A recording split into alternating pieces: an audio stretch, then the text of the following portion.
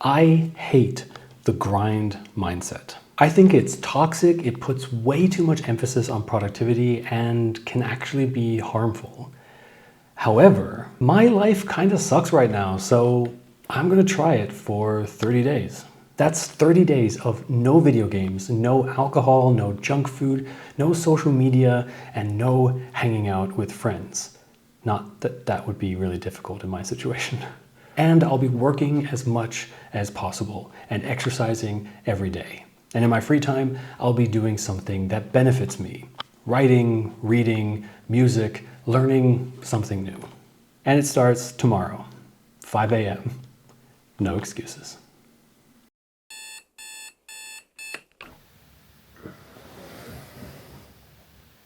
Alright. It is 5 o'clock in the morning. I slept maybe like 3 hours because I couldn't fall asleep, but no excuses. Time to get the day started. So here's how my day is meant to look like for the next 30 days. I wake up at 5 a.m. You just saw that. Then I'd meditate for 10 to 15 minutes, stretch, and have breakfast. Something like yogurt with fruit or porridge with fruit and berries. There's one thing that I'm going to do is the New York Times crossword, strands and connections. That is something that I usually do while I'm drinking my coffee in the morning, and I'm not going to change that because I feel like it activates my brain, blah, blah, blah. Let's make some excuses as to why I get to play a video game. Technically it's a video game, but not really because it's like a word thing anyway. And then I'd start work. The reason why I'm describing the daily plan is because I'm not going to do like a here's what happened on day 18, here's what happened on day 26 kind of thing. Mostly because almost every day kind of looked like this. Wake up, meditate, stretch, breakfast, crosswords, work, lunch, work, exercise, shower, read, bed. So instead what I'm going to do is I'm going to talk about what I learned during this challenge and what went well and what didn't. But first, let me explain really quickly what the grind mindset is for those who don't know. The grind mindset is a lifestyle where you focus only on work and achieving goals, with a complete disregard to your own wellness. It's usually seen in young men who believe that having money or a certain job is the only way to be successful in life or attract a partner.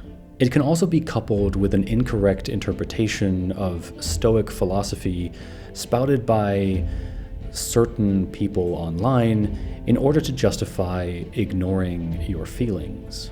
In the end, it's all about achieving the goal at any means necessary. This can include extremes such as taking performance-enhancing drugs to exercise more, taking medication to mask pain or illness so you can get back to work, or even doing morally gray things to make as much money as possible.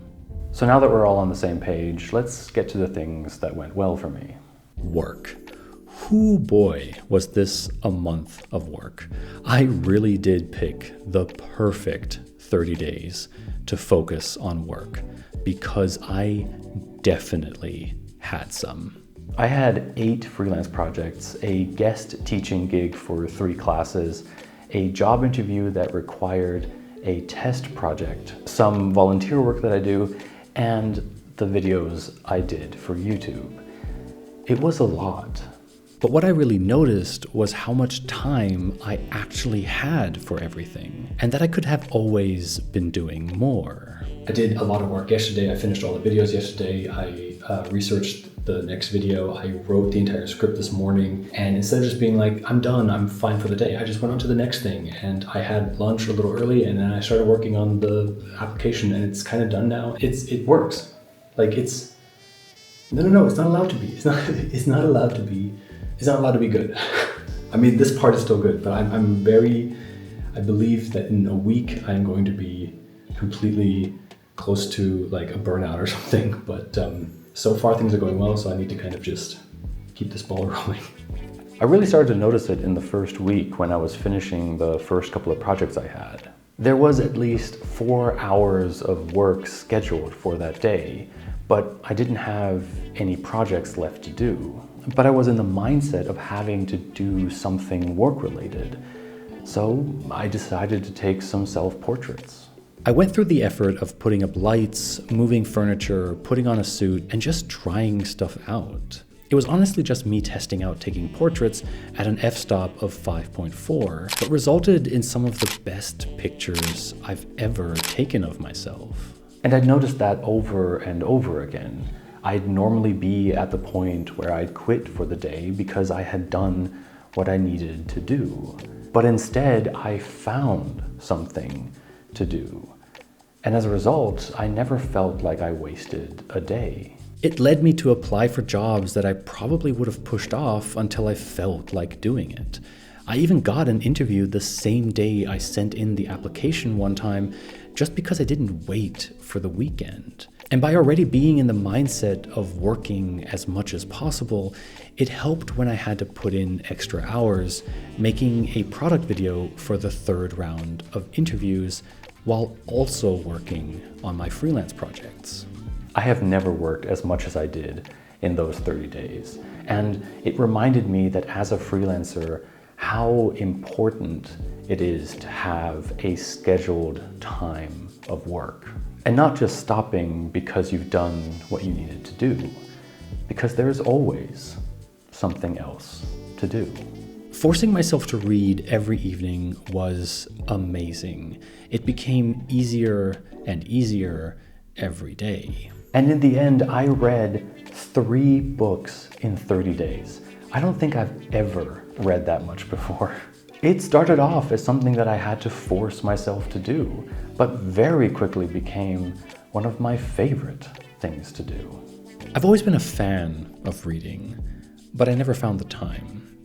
And by found the time, I of course mean I never prioritized it over watching TV, playing games, or scrolling on my phone. It's funny to talk about something as easy as reading as being something that you have to force yourself to do, but nowadays it kind of is. Of course it's easier to just sit there and scroll on your phone, and even easier to do nothing except remind Netflix every 3 episodes that you're still watching. But with reading, it's kind of like exercise for your brain. It took time in the beginning to actually be able to concentrate. But because I didn't allow myself to do anything else for that hour, no matter how much I didn't want to, I just kept going. And then day after day, it just got easier. Now I look forward to spending at least half an hour before bed reading. Diet has been a problematic thing for me for a long time. I've always been an all or nothing kind of guy. So when I tell myself I can't have any junk food, alcohol, candy, anything like that for 30 days, it's not a problem. But, well, we'll get to that. I don't really have a problem with eating healthy. However, irregular work and expensive groceries means that sometimes I have a limit on the amount and types of food I can buy. So with this challenge, it wasn't really that hard to avoid unhealthy food. I just did what I usually do when money is tight, not buying anything unnecessary. However, when the challenge ended, I relapsed. And with that, I guess we're getting to the points that didn't go well because of the grind mindset. In the last week of the challenge, I fell into a really bad depression. So much so that I couldn't say that I kept to the challenge. Today should have been the last day of my 30-day challenge, but I kind of fell off the wagon after certain political news that came out. So I decided to add another week to this challenge and trying to give it one last proper shot so that I can get to 30 days without actually doing it 30 days in a row. So far, I can say that I feel really tired and bad. Just this morning, for example, I could not get out of bed at 5 o'clock in the morning. I ended up staying in bed until 10 o'clock, like literally sleeping because I was just so tired and my body is just hurting. So I don't know where that's coming from. It could be from not eating enough or not eating the right stuff. I had a couple of jobs that went until 2 o'clock in the morning the last couple of days. So yeah, it's been a little rough, and I'm feeling really rough, but I'm hoping that next week I can get back into things and then kind of finish this off strong. But yeah, I'll talk a little bit more about it then later. A lot of things happened at the end of the challenge that all sort of meld together. So I'm not going to talk about them as 3 separate points, but as one big point with 3 separate parts. And I'll call it the relapse. Diet, exhaustion, depression. Normally, I'd buy myself a couple of beers or a bag of candy every 2 to 3 weeks when I finished a project as a way to reward myself. I didn't do this during the challenge, of course, but I'm an emotional eater. It's something that I'm working on but don't really have under control yet. When I feel bad, depressed, stressed, whatever, I usually lean on alcohol, soda, or candy to give me that quick hit of dopamine that I'm yearning for. So, a month of working hard, not resting, not giving myself any rewards or time off, plus getting really depressed, plus having a lot of money again, did not bode well for the next couple of weeks.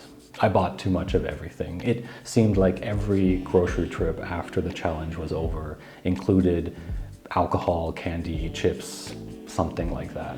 And because I had worked so much, I actually had the money to afford it. It was an overcorrection, and I think this is one of the biggest problems with this mindset. Life is about balance. To be happy and healthy, you need to be able to balance out your life. Work and pleasure, exercise and recovery, healthy foods and satisfactory foods. After only 2 weeks of this challenge, I was exhausted. The only thing pushing me further was completing the challenge. Running wasn't fun anymore. I was sore, my knees hurt, and before I knew it, I wasn't running the distances I'm used to. I was just doing the bare minimum to be able to check it off. Same with the weightlifting I wanted to do. I never got to the point of doing an actual program, and instead ended up doing a few basic moves because that's all I could muster up.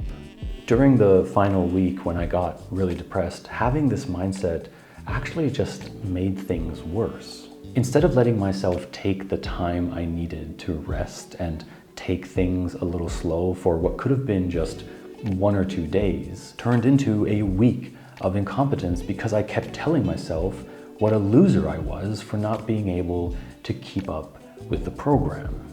It's been about 3 weeks now since I ended the challenge, and I'm finally finding a balance again. I had completely stopped exercising after the challenge, again, an overcorrection, and have finally gotten back into it again, listening to my body and taking breaks when it needs it.